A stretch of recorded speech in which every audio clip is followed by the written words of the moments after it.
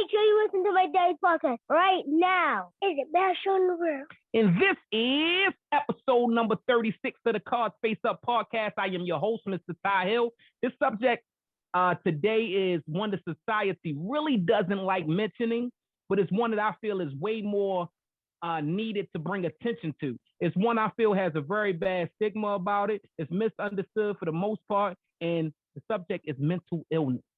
So today I brought along two friends, two people that I love and I've known over a decade. I have Miss Erica Haley and I have Mr. James Grill. How y'all doing today? Fantastic. Cool. It's always a pleasure to have people on. It's always a pleasure to have people that I actually know to have them on because I see things in people that others may not see because they don't know y'all yet. But by the end of this show, I know they're going to get those same feelings that I have for y'all. So, again, it's about mental illness. And both of you guys are diagnosed with a certain mental illness, correct? Yes.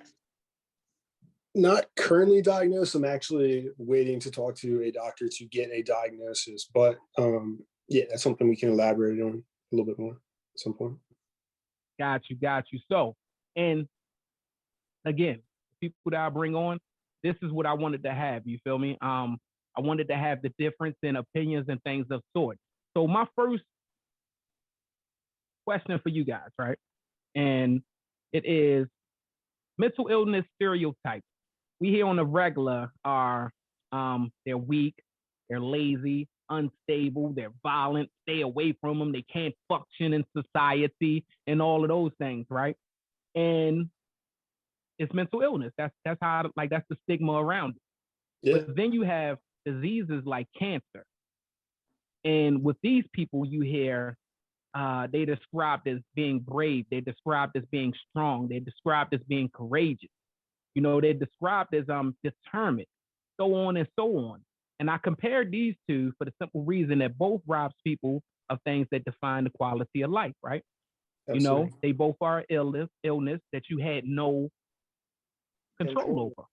Yep. Like you didn't choose either. And people put one on one level and put the other one on a be quiet, don't talk about it level. And that always bothered me. So what is it like being Erica on a daily basis?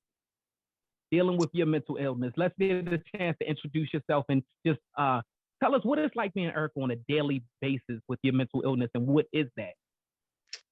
Well, I have quite a few diagnoses. I'm ADHD, bipolar, manic depressant, suicidal, homicidal, OCD, and ODD.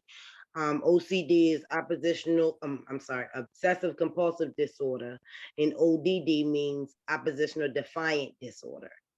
And which is real. A lot of people don't realize it, that the illness ODD means I have a problem with authority figures. I have a problem with taking orders or being directed or told what to do. Like, it's really a problem. I can know that what you're saying is right, but I'm just not good I'm not good at authority. I have to be the big dog in the picture, it causes issues all around. As a parent, it causes issues because it makes it hard for me to, I guess, bend my rules or meet. And relationships is hard because, you know, as the female, you're supposed to submit. I'm not a very submissive female. And just in general, even on my job, like I do better. I tend to do jobs where I work better by myself because you're not going to really have a good ending when correcting me, even if I know you're right. Right. So that's how it affects your day to day. And you kind of spoke on and touched on relationships wise, you know, and we'll get into that in the most, meaning, you know, down the line or whatever. Does your condition leave you second guessing everything that you do? Because for instance, like just now, you even said that you understand that shit, they might be right, but you just have a problem following that type of authority. Does that put you in a position of when I say to people like, okay, my main thing, I have this thing I've been doing with Facebook because I notice I've been a lot. I wake up and nobody really knows how I feel. I can have an awesome night's sleep, well, turnover, everything was great. And I wake up angry. And a lot of times nothing's wrong. Nobody's triggered me. Nobody's made a post. Nobody has said anything to me. And that's where the bipolar is. That's the book definition of bipolar is excessive mood swings due to a chemical imbalance in my brain. So something in my brain is not like everybody else's. It causes, my moods to shift often. And with that happening, usually if I wake up angry and I can't pinpoint why I'm angry, what'll happen is I'll become more angry because now I'm angry that I'm angry and I don't know why I'm angry. And something that I usually could brush off, on a normal day is now we enemies today. And a person I've lost friends, like real friends who I genuinely love over the fact that I was in the midst of a mood swing at a time that we had an argument that had we had it when I wasn't in a mood swing, some of the things that were said or done wouldn't have been done. You know what I'm saying? So, and because people tell you they understand the illness, everybody understands the illness to their level.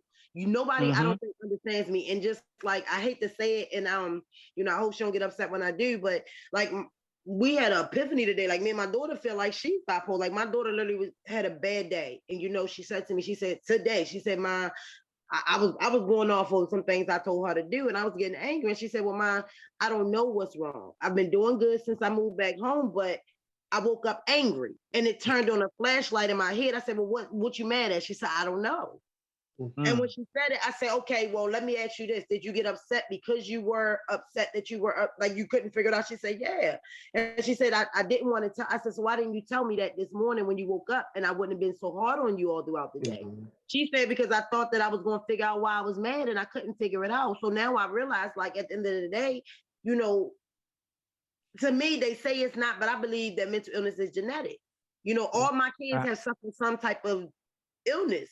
And I feel like it's based off me, but then we gotta go back. My father had illnesses. So right.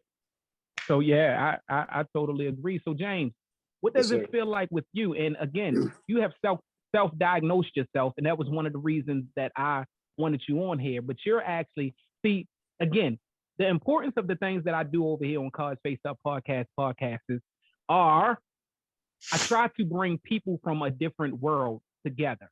I try to get different standpoints of everything. So we have Erica, who's actually diagnosed. We have James, who has self-diagnosed, and he's working on actually getting help for it. And then we have me, because that's the part of the story that I have chosen not to mention yet. So you would think, but I'm about that shit going insane inside my head. Like, so I know that I suffer from a mental illness. And these are the things that people are scared to touch on. People are scared to say, look, I know I suffer from it. But me and James is different. James is going to get help. Me, I'm sitting here like, look, I'm going to keep self-diagnosing myself for a second, try to figure this shit out as I'm going.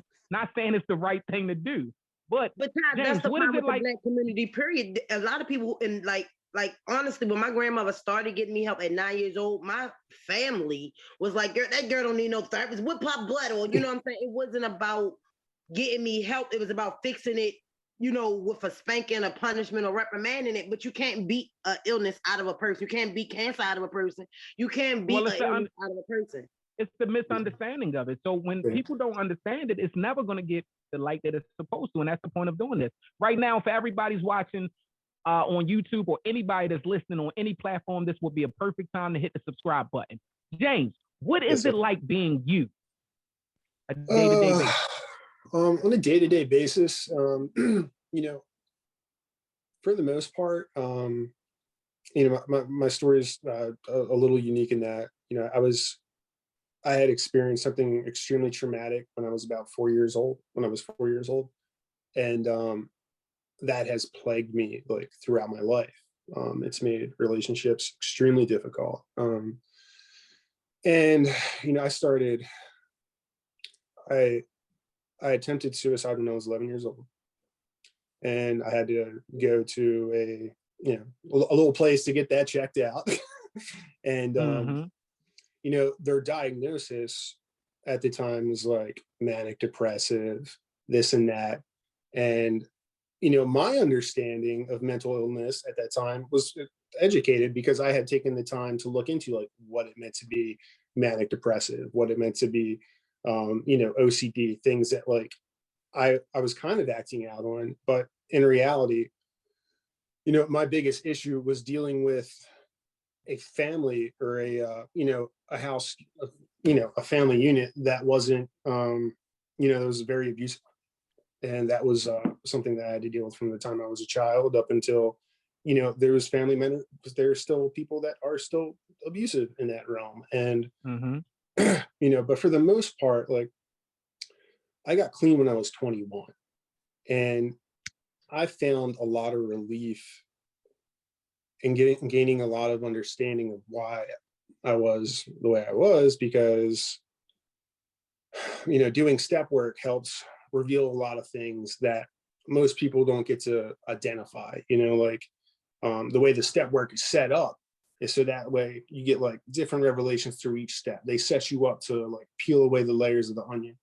And during that time, I was able to gain a huge understanding of why I am the way I am, change a lot of behaviors.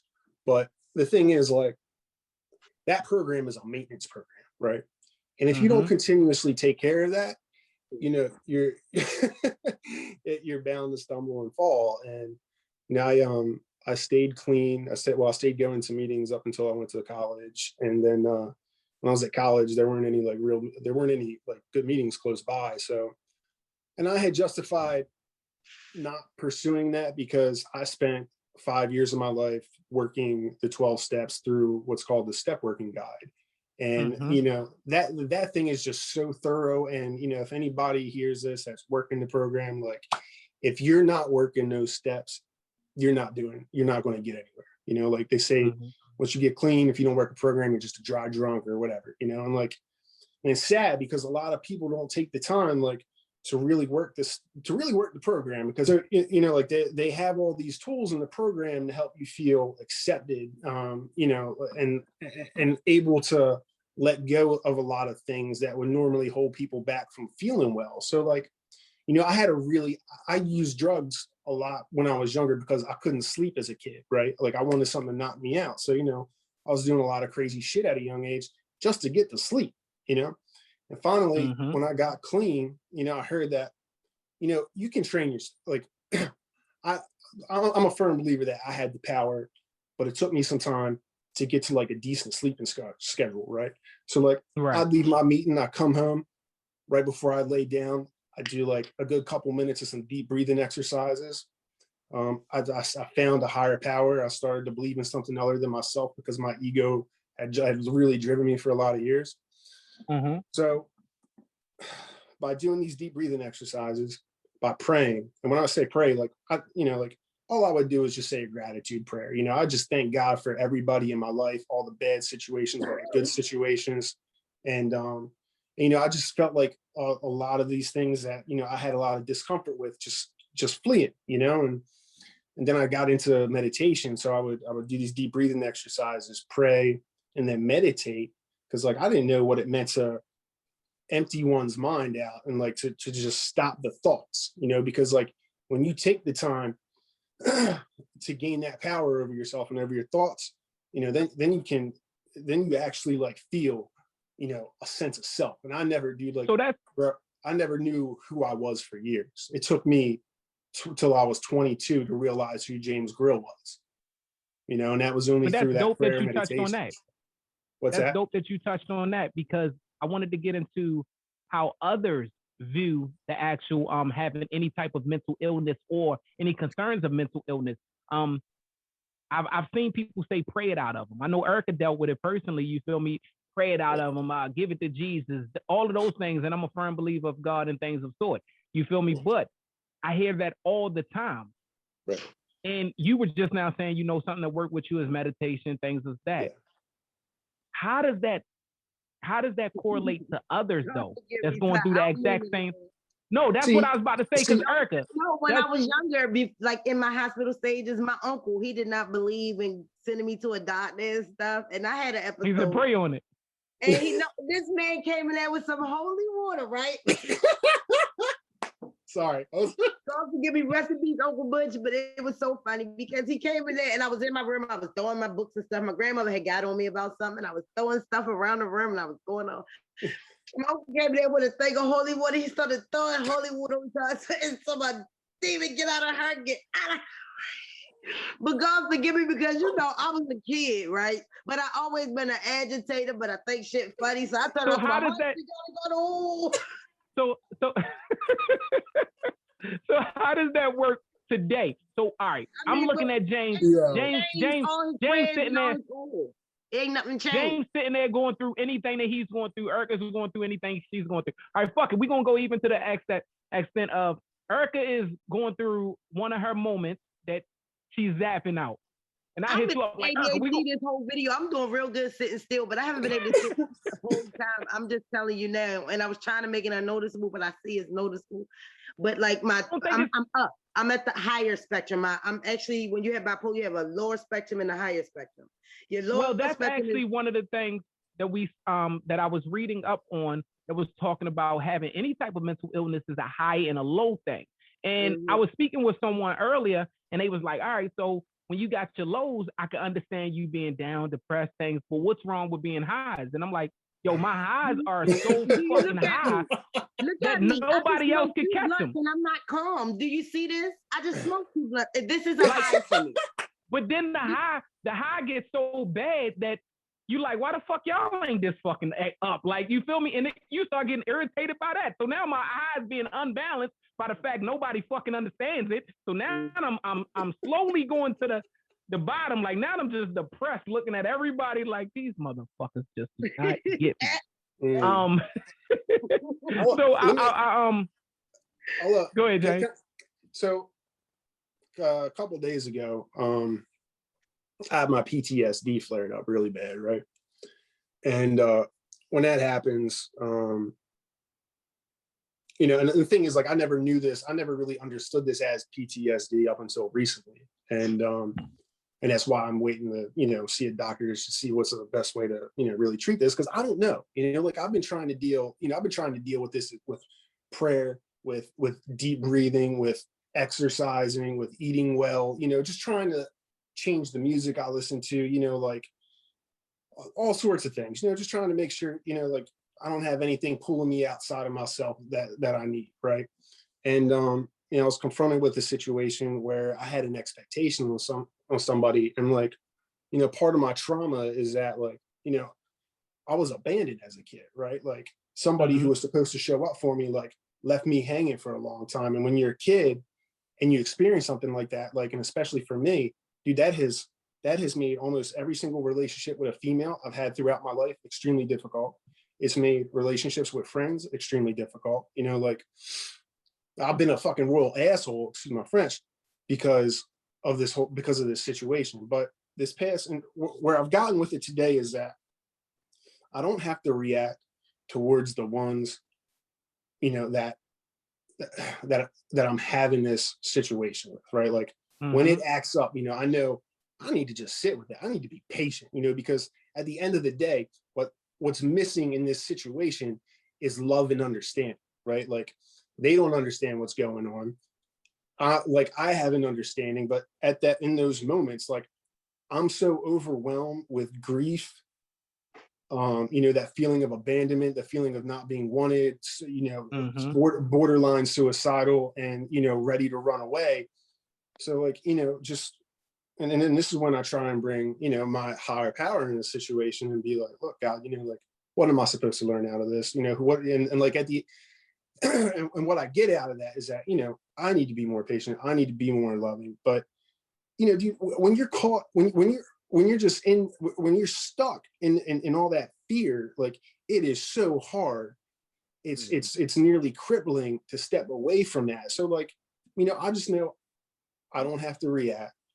I need to take some time to myself. I need to take a nap, right? Like, the one thing, the natural reset, the thing that has helped me the most, because like, if I get really depressed for a day, bro, I know I'm going to be depressed for that day, unless, like before, up until 6 days ago, I used to smoke weed just to get me out of my shit, but like, I don't want to do that anymore because I see how that's also hindered me in a lot of ways. Like, I've lost a lot of opportunities because I've been smoking so much fucking weed the past couple of years, like, bro, like, seriously, like eating 800 milligrams of THC just a day, like, people don't, right. Like, that's what you do if you're beating cancer or something. That's not, it's not.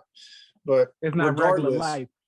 No, but because of what I've been through, like I've battled a precancerous stomach condition, and cannabis helped save my life from that. So, like I've been relying on that because like it's something I've been comfortable with. But now that I'm going back to meetings, I'm like, I want to do this with as clear as a head as possible. I need to get back to feeling self-reliant on James, because like no matter what, as much as I love cannabis and how it helps everybody else, I know for me, dude, like, I can trust that I can do this on my own with professional help. Like that's why I'm excited to get like a real doctor who really understands PTSD and can help me, because like, I can only help myself so much. And, other people aren't built for this, like I can't just come to my friends with these situations because they don't know what to say. Yeah, they don't know what to do. That's one of the biggest things about what we're doing. So Erica, I wanted to know for you, right? What's your biggest fear? Because James just now kind of mentioned what his biggest fear of. So your biggest fear, and I know one that you mentioned already, is the children. That's one of my biggest fears personally, you feel me? I see certain anger shit with my children. And again, see, the fucked up part about this is people will think that mental illness is something that we should not address. Oh, keep them in a box. But you probably know more people that suffer from undiagnosed mental illness than you do that people that don't have any mental illness at all. Like I may not be, well, I'm not gonna say I may not, because I just feel like I am, and that's just what it is. Once I make up my mind, it is what it is. You ain't gotta agree, but that's my belief, and it is what it is. I believe everybody has some form of mental illness. I believe that when I say everybody have every form, some form, I feel like everybody has some form of mental illness. At least if they don't have it as a young child passed on genetically. I feel like because of the environment or the world that we're in today, period, you have no choice. The only people that might possibly be safe is the Amish, you know what I mean? Because they're not exposed to what we're exposed to. Just being, first of all, people don't understand. I'm a person. They got some crazy shit going on too, okay? I'm a person. You ain't never fucking lied.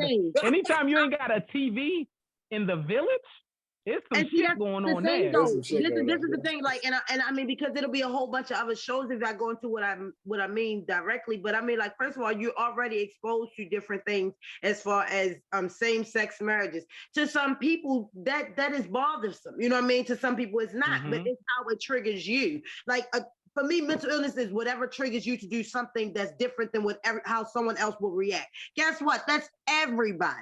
That's my definition. There is something going on with you that will make you respond differently than someone else who would be considered normal. That's my definition of mental illness, because at the end of the day. But how do we, Erica, how do we know what the fuck normacy is?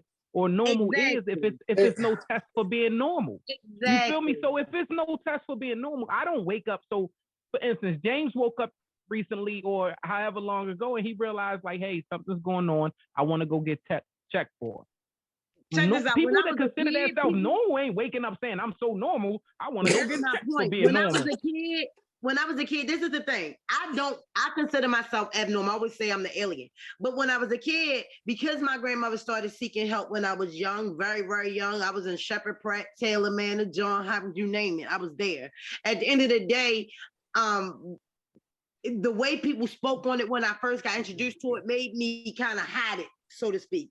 From the age of probably 9 to probably 22, I wasn't so outspoken about my illness because they made it so, oh, that girl crazy, or watch out for her. She got mental illness. But little do they know, back then I wasn't aware of my mental illness. You get what I'm saying? I was a kid. Come on now. All I knew was something was wrong and I couldn't do what everybody else did. Like, my grandmother could beat the hell out of me, punish me, bribe me, and offer me $1,000 a day if I do good, and I couldn't do it.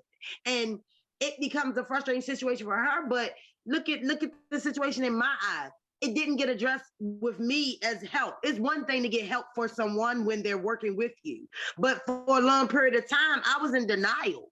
You know what I'm saying? Like, oh, ain't nothing wrong with me. I'm fine.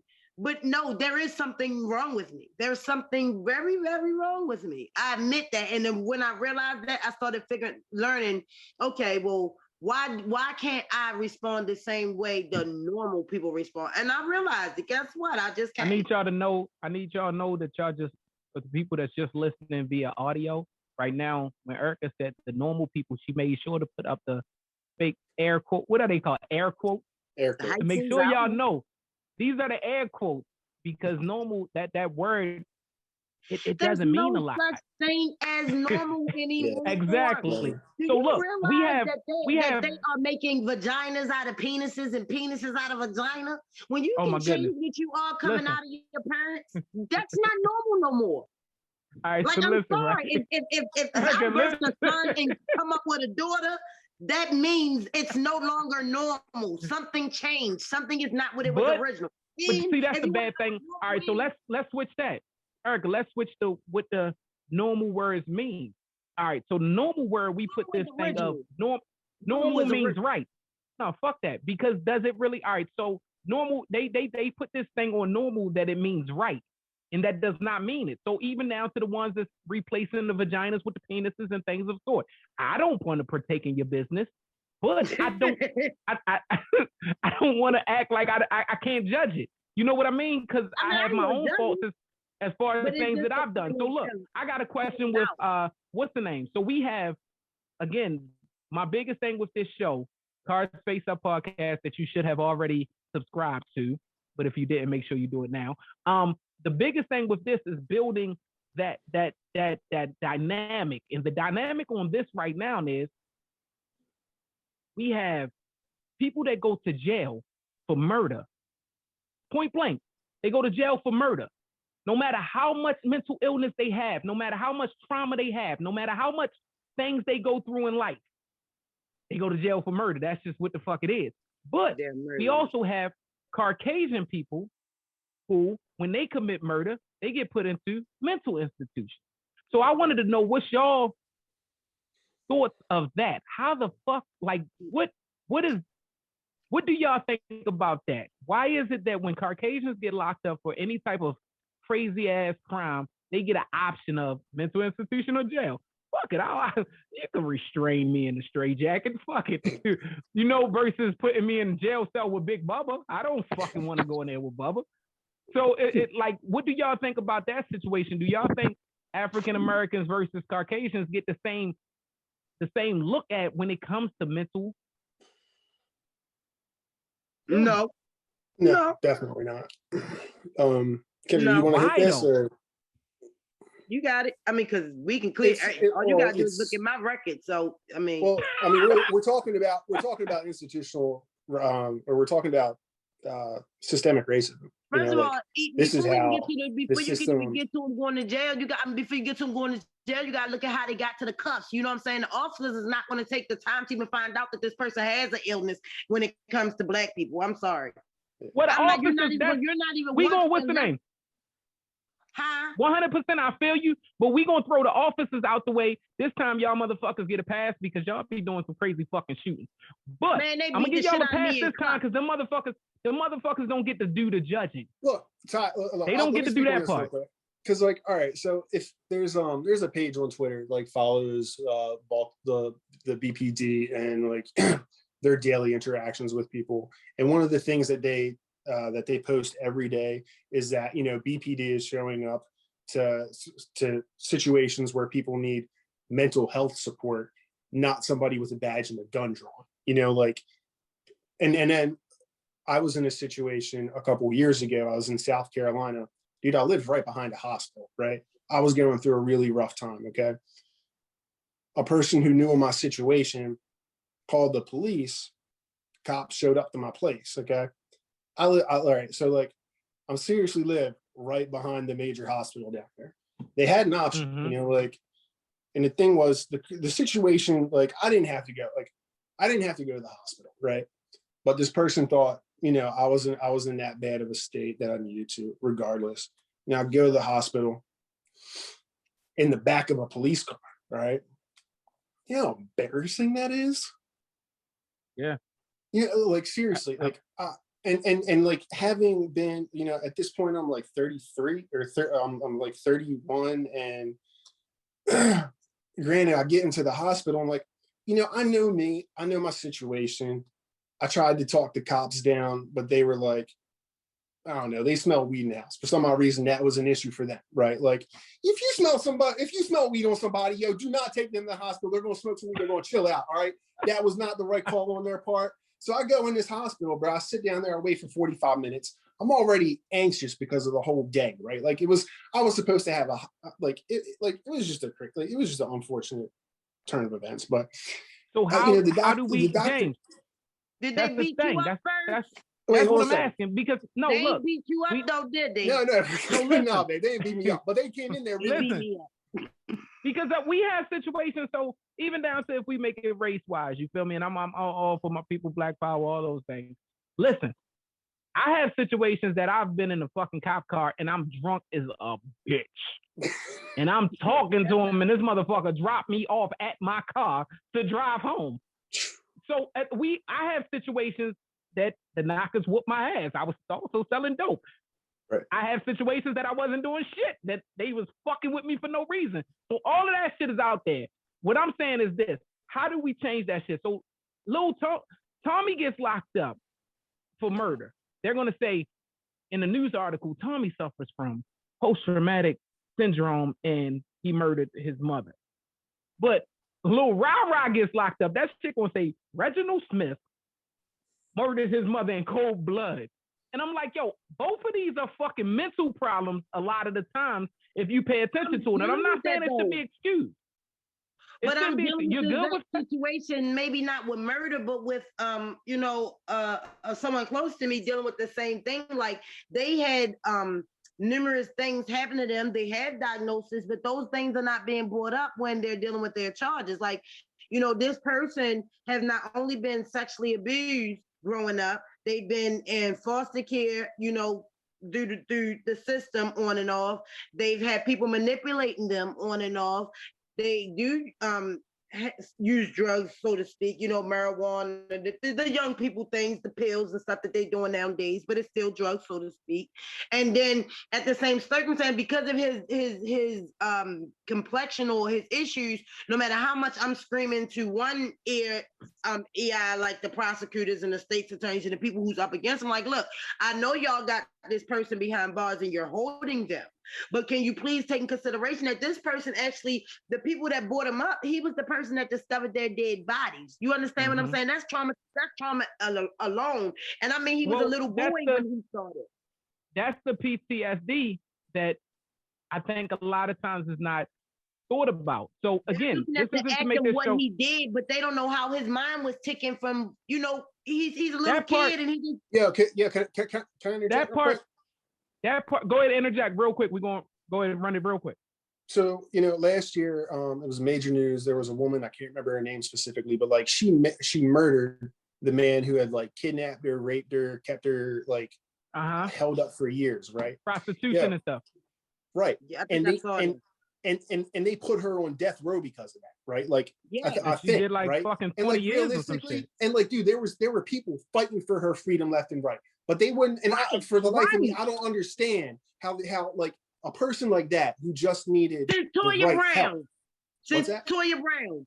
Right. If she would have had the right help, right. If she would have had the right help, she could have been, she could have probably turned into somebody that's going around the country giving speeches on how she overcome her thing. But that wasn't the case. They beat her into some and I think there needs to be a little bit more research done into that, because that situation on itself, like that made worldwide headlines, and to me, that's the most embarrassing thing that I've had to see this country, like besides the whole Trump shit and all that. But like, seriously, I was about to say, nothing could be more embarrassing than that. Right. That woman could have had a chance to, but they put her on death row. And for the life of me, I don't get it. Well, I believe recently she did get off, correct? From mental illness. And once bit as a woman, when you are raped, that's traumatizing alone.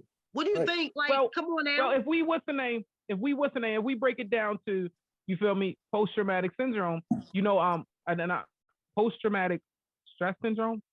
Mm-hmm. All right, PTSD, post-traumatic stress, right? Disorder. You feel me? How didn't she suffer from it? You feel me? Your situation of things that you've been through is what it is. And those are things that I'm saying right here. But again, I don't want to make this about race just because we have two different races on here. So that's not what I want to make it about. Oh, no, I want to. He's just skinny, so I ain't got a problem with white boy. Hi, white boy. Yeah, you like fat. you like fat people, Erica. He's way too little for you. Man boobs and bellies. Yeah, he's way too. You like high cholesterol. That's yeah. The bigger the better. They cook and they feed you. Hey, I cook and I feed him. What are you talking about? I'm a chef. He's a fucking chef. Oh, well, so see, look, and he's a chef. And he's a chef that fucking has mastered the putting fucking how do you name it? I'm gonna say weed, but cannabis THC chef. and shit. Yeah, he's a fucking cannabis chef. So then how the hell is so skinny? Babe, look, it takes a lot of self-control. Like trust me. Look, I went from being 260, right? Call me. Lose some control at the table and then call me. So look, right? I got a question for y'all. So Meghan Markle, who is currently married to Prince Harry of the royal family of England, we all know who that is. You feel me? Princess Diana, her mom, all of those people, revealed during her CBS interview with the great Oprah Winfrey on Sunday that the UK press intrusion was so acute that she didn't want to live anymore. She wanted to kill herself. That's what she said. She said she was at the point that she wanted to die, and her husband, that all of that stuff. But here's what my situation is. Piers Morgan, who is from the Good Morning Britain show. My apologies. Yeah. Good Morning Britain show, which is a very big show over there. He said, "I don't believe a word she says. I wouldn't believe her if she read the weather report too." And my thing for you guys is, all right. So first of all, I'm guilty of this. I'm guilty of having a friend fucking writing on Facebook, "I'm gonna kill myself. Fuck it. I'm done with this shit." I'm guilty of saying, my lady waking me up. Yeah, so-and-so on there saying he gonna kill herself. Fuck that bitch. Tell him to go kill herself. Stupid ass sitting on there. Fucking. I'm guilty of that. So I apologize. My question for y'all is, how many people don't believe the real things that you are going through? Like, how does that feel to you? That they don't believe how serious this situation is to you. Even though it may seem simple to them, it's like, motherfucker, I am serious. Can I go with this one? Yeah, baby. Please, dude. Because I think I might have, hold up. I might have fucking ignored some of your shit too. I don't know. I love you a little bit different. That's exactly why I wanted to go with that. When I tell you, first off, I'm explaining my post because I'm gonna tell you how I feel about that too. Because I'm what you call I guess a racist, mental ill person, because this is how I feel. A person who really wants to kill themselves. I don't know how to put it, but y'all figure out a definition when you hear it, okay? So this is where I'm at. All right. A person who wants to kill themselves does not want anyone to stop them. So for me, I don't want you to come stop me. 9 times out of 10, if I've made the post, there are 1 or 3 things I'm trying to do. 1, I've already attempted it, and I feel like I'm going to succeed and I need somebody to get here quick to get my kid. 2, I want to attempt it, but I need someone to tell me that everything's not okay. I need someone to vent to, and I feel like there's nobody. You get what I mean? Or 3, which at this point when I post it, it's like, I'm not really going to do this, but I want to know who really cares. I got a lot going on. And if I post something like this, it means I need help, and nobody... At the end of the day, all 3 of them mean I need help at that point. And for me, I think that a person who says, okay, I'm about to kill myself, I don't take them seriously. And I am a person who will post, I think I'm going to kill myself. The problem with that is, and so you get where I'm going with this. By the time you got that post, I've already took the pills I was going to take. That post is after I said it. Because now I'm only letting you know that the thought is there to protect my kids. Because I know that, number 1, the attempt was done when I locked myself in an area that they can't come in. So 9 times out of 10, I'm either in my room or in the basement, and they're in another part of the house, or they're not home altogether. So it's kind of like my way of making sure that even when I'm gone, they're going to be okay. You know what I mean? I'm not saying it's right, but even my kids are kind of my star. You know what I mean? They're kind of my light to reality. And I guess I got better with my suicidal attempts when the last suicidal attempt, not the last, but one of my suicidal attempts, I got put in the hospital for suicide and ended up getting diagnosed with another illness and was in the hospital for 9 days fighting for my life. That had nothing to do with the suicide. And the crazy part about it is the whole time I was in the hospital, my sister's calling me like, when you getting out to get your kids? So all I kept thinking is, damn, if I die, are you gonna throw them away when shit go bad? Like you know what I mean? So I don't know. I've had. I'm not gonna say I'm not suicidal, but now I don't even like the sad part is I've attempted suicide multiple times and nobody knows. And now I actually got a joke. Like because I cried for help so many times, nobody listened, that it got to the point where I just don't tell you. I'm not. And I've been in a point where I've literally tried to commit suicide in the bathtub and my kids have found me and they've called 911 or they called my sister and we went from there. But I don't tell anybody because when I was asking for help, nobody answered. So now I kind of like, what's the point? You know what I mean? I do feel like I do have that little joke. I know people see I post, I say I'm God's little joke. Like I can't even kill myself right. Like I'm the only person I know has slit my throat and I'm still here. I've slit my wrist and I'm still here. You get them? I'm like, what the hell? Who does this? I done dropped whole boom boxes, back in the day boom boxes, plugged up in the tub with me. And I didn't electrocute. The bitch just stopped playing. Like, what the fuck? Who does this happen to? And that's like but that also changed my look on God. Like as a kid, I didn't want to hear about it, but I really do feel like there is some truth in God helping you as well. Because I feel like, who the hell does all the shit I did and still live? Like I'm still here. How? Right. How? Right. So with James, with you going through the situations that you go through, and you listening to what Meghan has went through as far as somebody not believing such a cry for help. How do you feel like that? And you also being one person that has tried to commit suicide, how do you feel about that situation where people just not fucking believe in it because of the direction that you took to express this is where I'm at? On that note, like, you know, when I got clean, and I was telling people, you know, like I'm getting clean, about people like, you got a problem? I'm like, yeah, yeah, I did. And I guess when it comes to suicide and people not, you know, understanding my situation, you know, I guess just because at a young age, I didn't feel like I had anybody that really cared about me. You know, in the times that I did try to commit suicide when I was younger, the only help that I got was, let's throw you on a bunch of medication and see how that goes. You know, which didn't help anything. You know, I didn't, you know, I couldn't, you know, I couldn't think right on the drugs, you know, like I couldn't, you know, I couldn't feel anything. You know, there was no sense of like who I was or anything. And, you know, you know, getting clean was like such a monumentous thing for me because it helped me understand a lot of things, like as far as having expectations on people. You know, I can never expect people, like, just because, like, you know, because of what I've been through is so, you know, it's unique to me, but it's not unique to a lot of people. You know, like a lot of people have gone through what I've gone through, you know, like, and on that note about like, on the same note, a year before I went to go to culinary school, I had people that I wondered after I got off the phone with them if that was going to be the last time I heard from them. And that year before I went to school, I had 10 people that had passed from either suicide or overdose.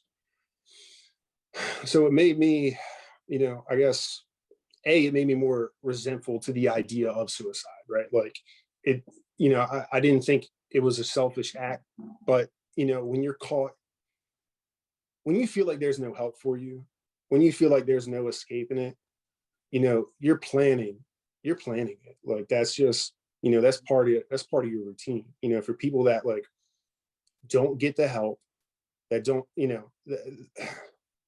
don't know how to get the help, that are just stuck in the grips of like, maybe they were probably raped repeatedly or like abused, like mentally, physically, like all sorts of things, like seeing their parents overdose repeatedly, like not feeling like they ever have anybody to help them. And, like in one way or another, it all comes down to, a feeling of hopelessness. And like, for people that ignore that for people that deny that,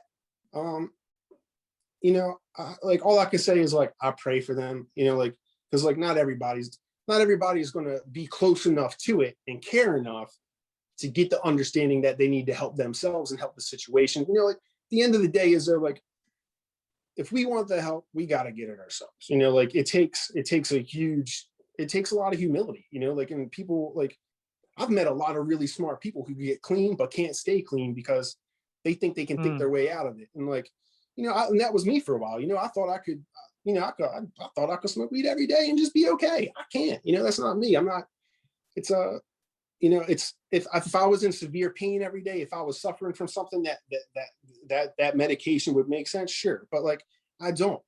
99%, 95% of the time, I'm okay with things. Like I don't suffer like. That PTSD attack that happened a couple days ago, bro, I haven't had one of those since the last relationship I was in, because that was a really difficult. Yeah, I ain't even want to go there. But that was just, that whole situation was just like, it was a total mind fuck for me, because like both of us were going through, or like the situation was just like extremely difficult because of a lot of things that were like traumatic that happened to both of us, and like.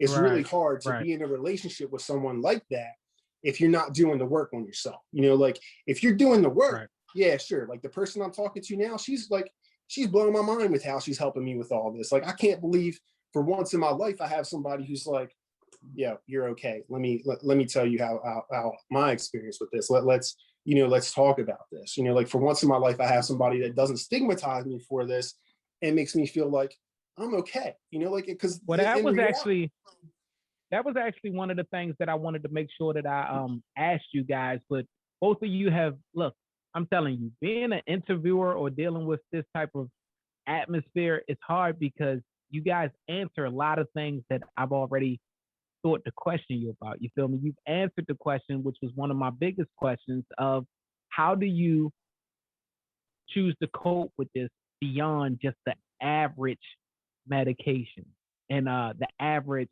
I have insurance so I can get help, and both of you guys have answered that shit. And I know that everybody has their things that they want to do. You feel me? Erica has her things she want to do. James have his things he want to do today. So I had one big question for both of y'all. And Erica, I want you to start this off. Again, this episode was all about basically fuck the stigma that mental illness gets. That's basically it. Fuck it. Middle finger up. You feel me? I want to know exactly, what do you want to tell the world, your friends, the world, your home, your social workers, whatever the fuck they is, everybody in your life, even down to our children. What's the misconception that they have about mental illness that you need to set straight today? That we can accomplish anything that anybody else accomplishes, and that, number one, don't make us feel like we're outsiders. Like for me, I feel like I'm an outsider, and it's hard enough being an outsider, feeling like you're an outsider, but then being treated the way you feel. Like if you already feel like because of this, a lot of people, don't be afraid. Educate yourself, because a lot of people with mental illness are actually talented, for one, educated for two, and they're most loyal because of the passion behind it. Like for me, I do know my passion for things. It's hard, it's real close. And if allowed to, like I say, I thank you for having me on your show. My name, for those who don't know, used to be Lady Blackface, and it became Lady Bipolar, as far as on the hip hop scene because of this. When I first got onto the scene, I was very aggressive. I was known, to be violent, known to have a lot of altercations, and people didn't understand who I was as a person. When we changed my name, when I started having a momentum in the hip hop scene, we changed my name. I agreed that my name has to have a meaning. Bipolar is my meaning.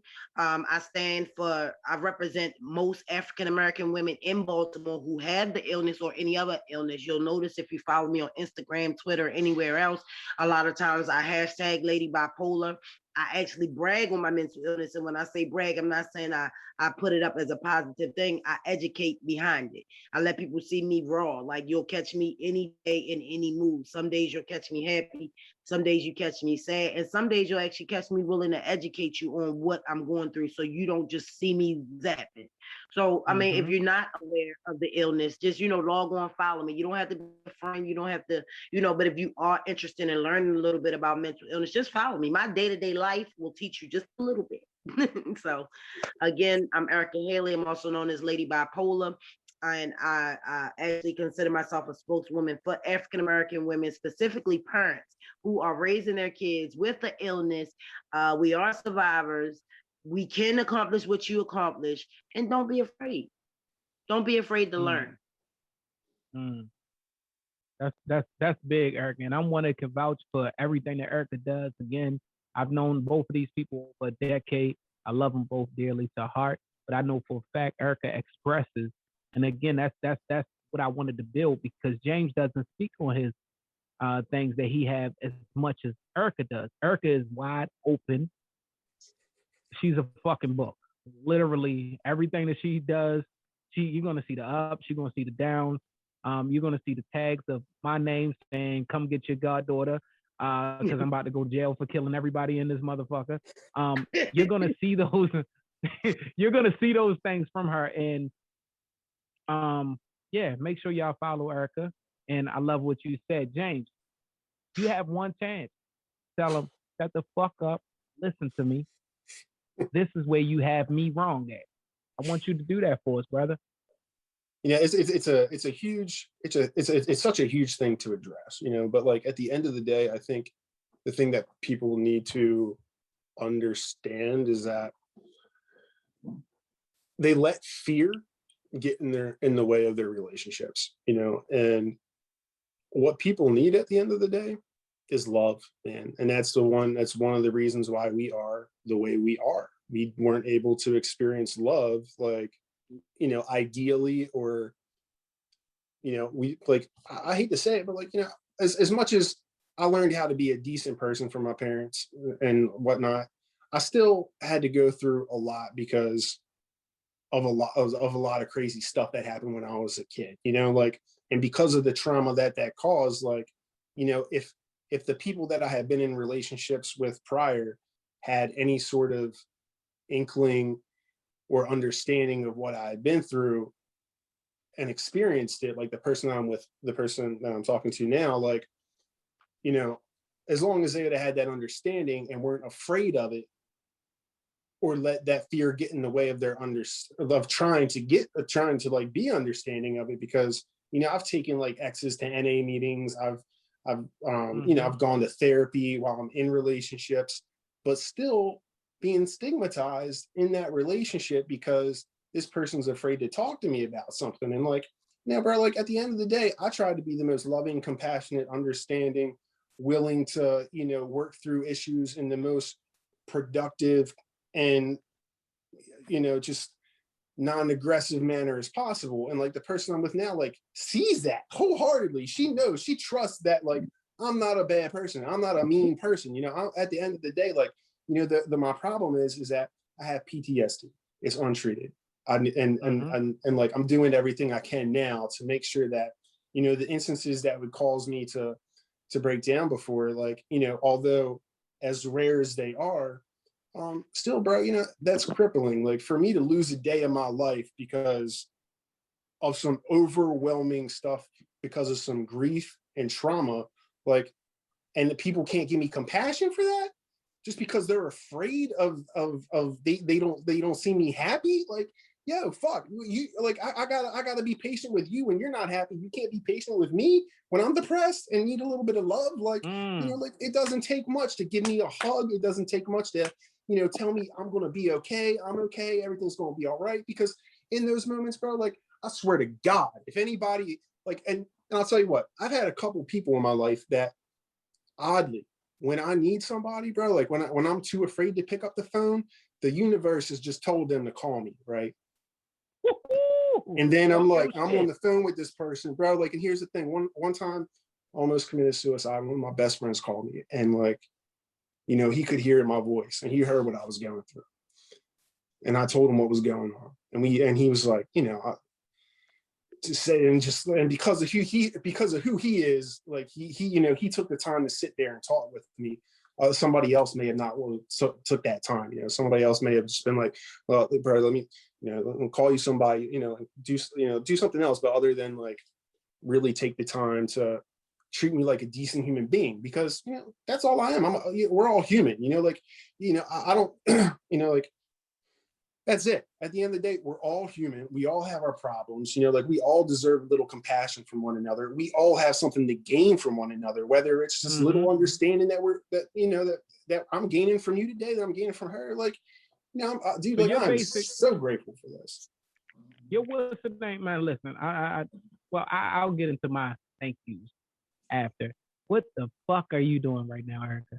So first of all, y'all have to, here's another option. Here's another chance to make sure wherever you are listening to the Cards Face Up podcast, you are subscribed, whether it be audio or whether it be video. But the video is something else, because right now I don't know what Erica is taking to the head. She's taking something to the head. Take it to the head. I should have went to college. Take it to the head. Take it to the head. I should have did that shit. But listen, right, James, I know everybody got their shit that they got to do today. I apologize, but these conversations get me started. First of all, I have to fucking take a second out to give my sponsor a shout out. You feel me? Today's episode is sponsored by 5o'clockco.com. That's 5o'clockco.com. If you're watching the video, it's going to be right below you right here. Make sure, hold up, I'm going to put it over here. It's over here somewhere. Yeah. Make sure you go on to 5o'clockco.com. Get all of their products. It's 100% organic. Beard wash, beard balm, beard oils. They got 3 different scents. This brother does actual curbside assistance. You can actually go to this man's location of his business, and he will actually bring it out to the curb for you and get you some good beard products. Look, y'all see me shining over here. Y'all. Look, hey, look, you need to get you some of this. James. I do, bro. I got you, baby. Look, James, your first one is on me. I got you. You feel me? 5o'clockco.com. Make sure that y'all do that. Before I let y'all go, I got one more question, because James brought up some shit in my head, and I want to know. We are always and again, this thing of me doing this episode about mental illness wasn't to point out how fucked up mental illness is or how many people, all that bullshit. It was for me to point out how common it is, how normal it is. It is normacy. So I don't even know if normacy is a word, but I'm going to fucking use it. It's normacy. My question for y'all is, do y'all give other people a chance to actually understand? You're looking at people of saying, the fuck, I'm having a bad day, this, that, and another. I'm James fucking Grill, and you should fucking understand that I'm going through this because I have PTSD, elemental P, all these other fucking letters going on with me. I be rapping and shit. Y'all see me? I'm going through all of this shit. Or I'm motherfucking Urka Haley, lady bipolar. Nigga better get a cola. I be smoking on this mother. All right, so look, no, fuck that. All right, so look, hold on, lady B. I was going too far. I've been drinking a lot. So you have all of that shit. You have all of that shit that you want understanding from your perspective. Again, it is not from a I'm fucked up perspective. It's not from a I'm different, you should pay attention perspective. It's from a perspective that we have just realized that this shit is normal. The things that we go through personally is normal. Especially where we're from. Especially where we're from. The fucking communities that we are from is very fucking different from the everywhere else. So we have to understand. So my question is, do you give other people a chance to accept you? Me personally, I will answer that first. Do I give people a chance to accept the things that I'm going through? Do I accept the things that I'm constantly in the hole? I'm in the negative with people, so it'd be like, fuck. I'm fucking been. You know how many times I wanted to tell you I'm stressed the fuck out too when you call my phone? Like, do you know how many times that you called my phone to tell me your fucking problems and I was on a ledge like this? Hold up, let me not commit suicide today and talk to your fucking ass. So with me, I be in a hole a lot of the motherfucking times. You feel me? Because I don't tell too many people my problems. Like I said, James has self-diagnosed himself, and he has decided he's going to get help. Erica has been diagnosed and she's getting help. Me personally, I'll be sitting here like, man, fuck this shit. So everybody is different. And that was the point of this episode, to show that everybody is different. Me, I'm in a hole with my friends, and friends, I'm looking at y'all real fucking different. Y'all should look at this motherfucking YouTube. I'm looking at you different. I'm in a hole. Y'all motherfuckers owe me. Do y'all give people a chance? Erica, go ahead, because you look like you zoning out.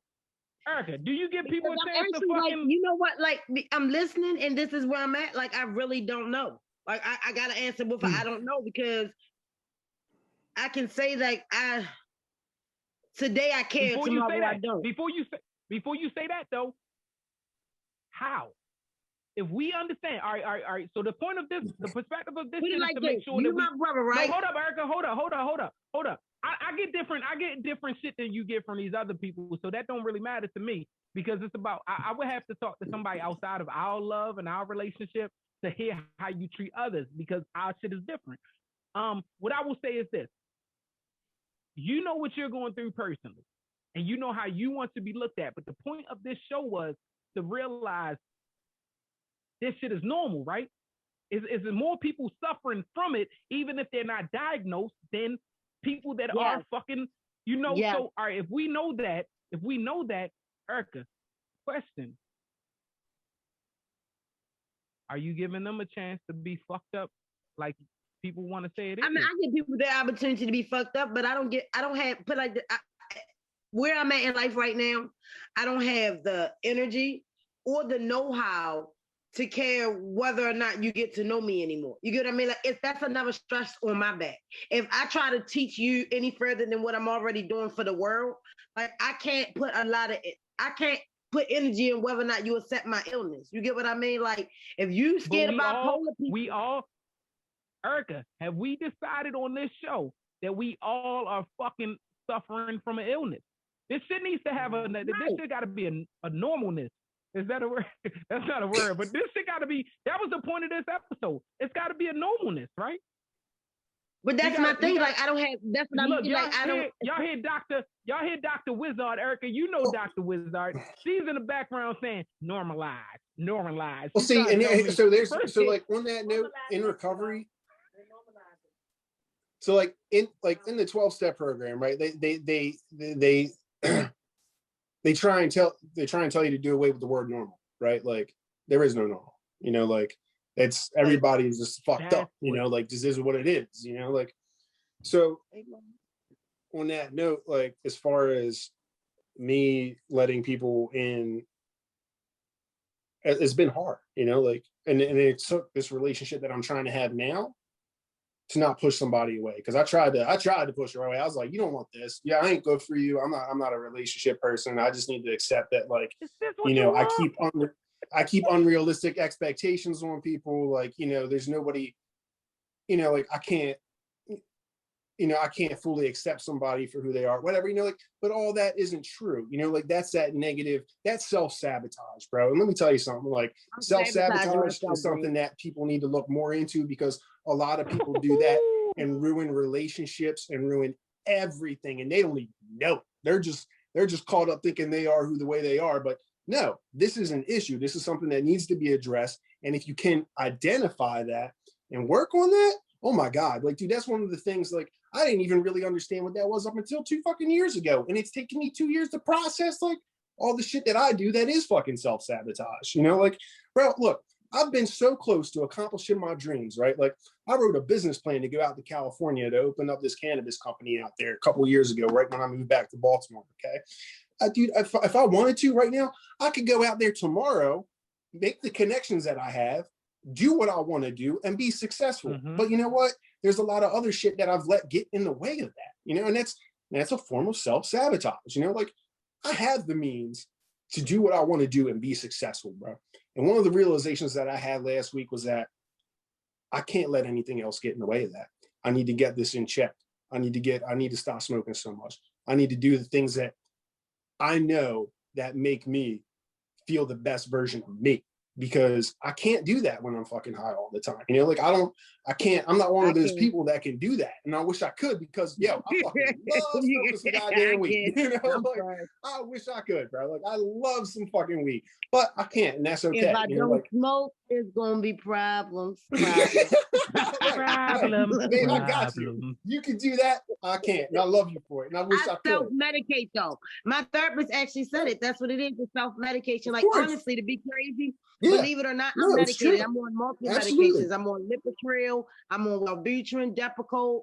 I mean, shoot, I got a whole medicine bottle. My daughter just took in there to take Motrin. But at the end of the day, this is just named Motrin. I take that shit every day. My doctor told me fill the prescription. I fill them every time. I don't take them every day, but I'm honest enough with my doctor though. Let's not like, it's not like I'm playing behind the scenes. That's why I like how I work. I always pick doctors that understand. I'm not gonna lie to you. So we're gonna come up with a plan where I can be honest with you, because if I feel like I got high what I'm really doing, you're not really gonna help me. So I'm very honest. My therapists know I smoke weed. They know I drink. I don't drink on a regular, but I'll drink at a party. But they know I smoke weed every day. They know I have to smoke every day or I become angry and aggressive. Right. It's funny because she can't really handle a real drink. But she like bullshit drink. Like she's not even. Again, this is the personal aspect of it, and I've been in personal situations with her. I know that she don't drink. So when we have these things, and that was the biggest part, like I said, of making this show. But wait a minute, I actually have to think about it like this though. Alcohol is a liquid, right? And I have bipolar, which is a chemical imbalance in my brain. If you notice, when I have alcohol, I do one of three things. I'm fighting, I'm fucking, or I'm going to sleep. That's it. And it's like a lot of people can but I mean, like people can go to a bar and drink and literally just enjoy the alcohol. I'm not doing that. I'm going to fight. It's about knowing, and that's something we have to point out here. It's about knowing. Drink. Like, it's about knowing who you are. So it's about knowing who you are. James' fun was he liked to smoke weed. Your fun is you like to smoke weed. You feel I don't know why I felt like it was different. But my fun is I could drink liquor. You know why I like to drink liquor? Because I can control my liquor. I can straighten up whenever the fuck I need to. Smoke weed on that note, look. And this is something I smoked weed for a lot of years and I fucking couldn't control it. So, these are the things that I sit and I look at certain people. I be like, damn, I wish I could smoke right now. Like I be looking at that shit, but that's part of understanding who you are mentally, understanding who you are and things that you have been through. And I come from a family that are all addicts. You feel me? From my family, it consists of addicts. So maybe that's just like Erica said, a chemical imbalance. You feel me? Those things. Marijuana. And people, that's another subject I think. I'm gonna say, future time, you should look into it, because I have a weed addiction. I have a marijuana addiction, and I actually went through, I went through the programs. I've been in drug treatment for marijuana. I've never been addicted to any other drug. I've never, been that person. However, I have an addiction to marijuana, but you have to look. I've been smoking marijuana since I was 16, and I'm in the upper 30s now. You know what I mean? So I went from hitting blunts here and there to now I smoke at least my minimum is 6 blunts a day. Like I'm not smoking any less than 6 a day. To the point, just like how the crack kid get their little dimes and stuff. I'm the person that my weed boy comes and knock on my door if he don't hear from me. Like, hey man, you good today? I ain't got no money. Don't worry, I got you. Here you go, because I know you gonna call me on check that. Mm-hmm. So regardless to what, I and that's another thing I haven't really became a person for, because I haven't mastered it yet. But with my mental illness, I speak up. Like people are really saying, oh, it's just weed. Don't say it's just weed, because it's not just weed. And the weed that we got now is not the weed I was smoking when I was 16. Because I believe I probably could have just up and quit at 16. Well, yeah, agreed. I agree totally. those are the things that we need to discuss on a different episode. Listen, I want to express my deepest love for you guys. And that deepest love comes for the fact of y'all didn't have to come here. You feel me? Lady Bipolar, you actually talk about your illness and you talk about those things to everybody in the world. But we also have James on this platform who does not talk about these things to everybody. So you have one person that's opening up, and then you have another person who I'm already open. Y'all just gonna get deep in understanding. And that's the point of the Cards Face Up podcast, is to make sure everybody understands that this shit is gonna give you a different look or outlook on everything that goes on. This show is about mental illness. It was not about pointing out the faults of what it's like to have a mental illness. It was about pointing out. Because we the baddest, for real, though. We got that extra. Hold up. It was about pointing out how common the faults that you think are faults for everybody else. These are the misconceptions of the world. And I wanted to point that shit out to everybody, because the same people that's out there saying, like I said in the beginning of the show, that think, oh, I'm not suffering from a mental illness, this, that, and another. You probably know more people that suffer from a mental illness than people that do not suffer from any type of mental illness. The problem is, or the situation is, they have not been diagnosed. Yeah. And that's what it is. You feel me? This is Cards Face Up podcast, episode number 36. Erica, James, I appreciate the hell out of y'all. Thank y'all so much. Everybody listening, whether it be YouTube or any other audio platform, make sure you subscribe so you are the first to know that a new Cards Face Up podcast episode has just now came out. Peace, y'all. Peace, man.